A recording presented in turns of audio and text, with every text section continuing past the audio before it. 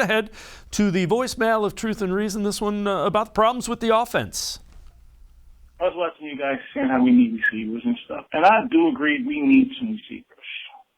But the receivers that we have, they're going to get traded, they're going to go to some other place, and they're going to do just fine. Our problem is Baker Mayfield. He doesn't go through progressions very well, which is a problem. He stares at the receiver he's going to throw the ball to, which constantly gets them injured and, gets the ball picked off. And thirdly, he doesn't step up into the pocket very well.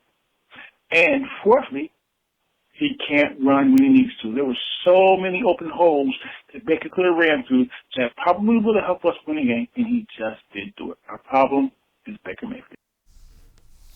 Hayden, you and I have talked about this, and I think we disagree. Again, Baker Mayfield hasn't played well.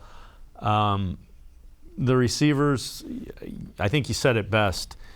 Jarvis Landry is playing with a sprained MCL. Donovan Peoples-Jones isn't a deep threat. Anthony Schwartz is a third-round pick who didn't get to play a lot.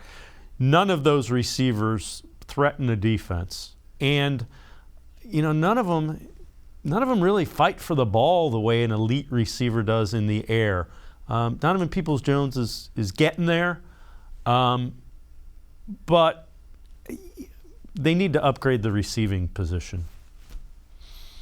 Yeah, and the problem is that when you look at potentially trying to bring in an elite receiver, you're going to point to, well, Stephon Diggs, well, OBJ, well, Jarvis. I mean, in Kevin Stefanski's offense, they're not as well used.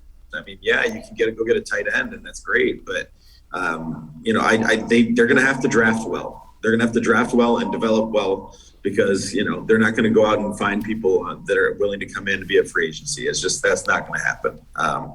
It's been proven now. So I like Hollywood Higgins. I don't know what's been going on with him. I don't know why he hasn't been on the field more. I don't know why he hasn't been as reliable this season.